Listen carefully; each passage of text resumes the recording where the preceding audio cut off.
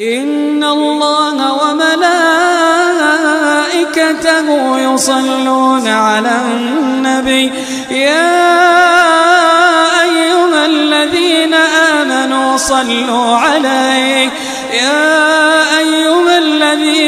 آمنوا صلوا عليه وسلموا تسليما.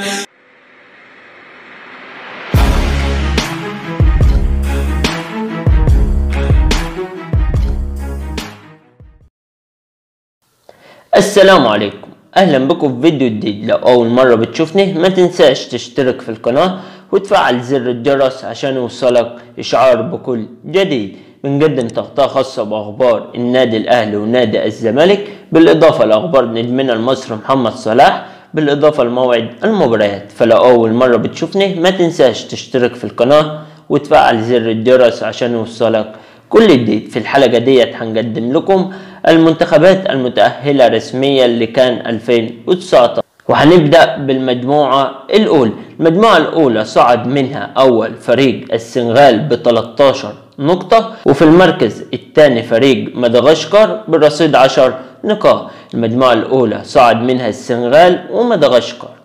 ونيجي للمجموعة الثانية. المجموعة الثانية صعد منها الكاميرون والمغرب. صعد في المركز الأول فريق المغرب برصيد 11 نقطة، وصعد في المركز الثاني فريق الكاميرون أيضا برصيد 11 نقطة.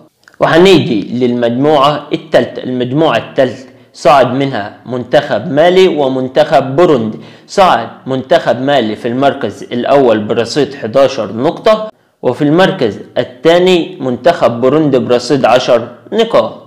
وهنيجي للمجموعة الرابعة. المجموعة الرابعة صعد منها منتخب رسميا وهو منتخب الجزائر، ولم يتحدد المركز الثاني نظرا للمباريات التي ستقام غدا. المجموعة الرابعة صعد منها الجزائر في المركز الأول برصيد 14 نقطة، وهناك مباراة غدا ستحدد المركز الثاني بين منتخب بنين ومنتخب توغو. منتخب بنين عنده 7 نقاط في المركز الثاني، ومنتخب توغو عنده 5 نقاط في المركز الثالث. اللي هيكسب المباراة هيصعد تاني عن المجموعة الرابعة. وهنيجي للمجموعة الخامسة. المجموعة الخامسة أيضا صعد منها منتخب ولم يتحدد المنتخب الثاني نظرا للمباريات غدا. المجموعة الخامسة صعد منتخب نيجيريا في المركز الأول برصيد 13 نقطة، وهناك لقاء مرتقب بين منتخب ليبيا ومنتخب جنوب أفريقيا. جنوب أفريقيا في المركز الثاني ب9 نقاط، ومنتخب ليبيا في المركز الثالث برصيد 7 نقاط. نتمنى التوفيق للمنتخب الليبي وحصد ال3 نقاط ليصعد لكان 2019.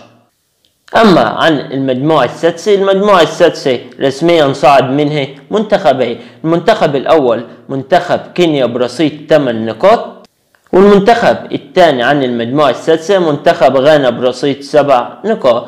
غينيا وغانا رسميا تأهلوا لكان 2019. أما عن المجموعة السبعة فالمجموعة السبعة لم يتحدد أي منتخب صاعد منها حتى الآن. ال4 منتخبات عندهم أمل في الصعود. ال4 منتخبات عندهم مواجهات مرتقبة غدا لتحديد المركز الأول والثاني في المجموعة.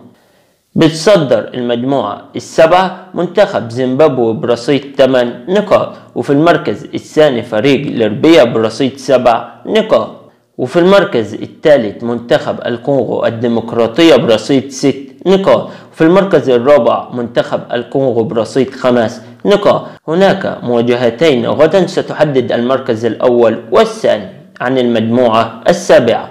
أما المجموعة رقم 8 فصعد منها منتخبين رسميا. المنتخب الأول منتخب كوتيفوار برصيد 11 نقطة، والمنتخب الثاني منتخب غينيا برصيد 11 نقطة أيضا في المركز الثاني. أما المجموعة التاسعة فرسميا صعد المنتخب الأنغولي في المركز الأول برصيد 12 نقطة، وفي المركز الثاني منتخب موريتانيا برصيد 12 نقطة أيضا. أما المجموعة رقم 10 فصعد منها منتخبين أيضا قبل انتهاء الجولة الأخيرة. صعد المنتخب التونسي في المركز الأول برصيد 15 نقطة، وفي المركز الثاني منتخب مصر برصيد 13 نقطة. أما المجموعة رقم 11 فرسميا صعد منها منتخبين أيضا. صعد المنتخب غينيا بيساو في المركز الأول برصيد 9 نقاط، وفي المركز الثاني منتخب موزمبيق برصيد 8 نقاط.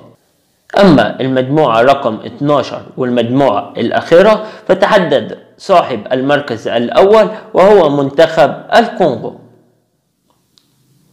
أما المجموعة رقم 12 فتحدد صاحب المركز الأول ولم يتحدد صاحب المركز الثاني. صاحب المركز الأول فريق أوغندا برصيد 13 نقطة تأهل رسميا، وصاحب المركز الثاني سيتحدد غدا. فهناك مواجهة بين منتخب تنزانيا ومنتخب أوغندا ستحدد صاحب المركز الثاني والمتأهل عن المجموعة رقم 12. دي كانت حلقتنا عن المنتخبات المتأهلة رسميا اللي كان 2019 بالقاهرة. ما تنساش بنقدم تغطية خاصة بأخبار النادي الأهلي ونادي الزمالك، ومن المصري محمد صلاح وأخبار المنتخب. فلو أول مرة بتشوفنا اشترك في القناة وفعل الجرس عشان يوصلك إشعار بكل جديد، وانتظرونا في فيديو جديد.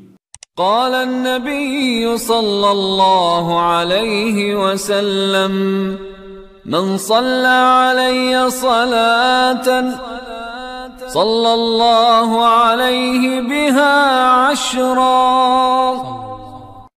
صل على محمد.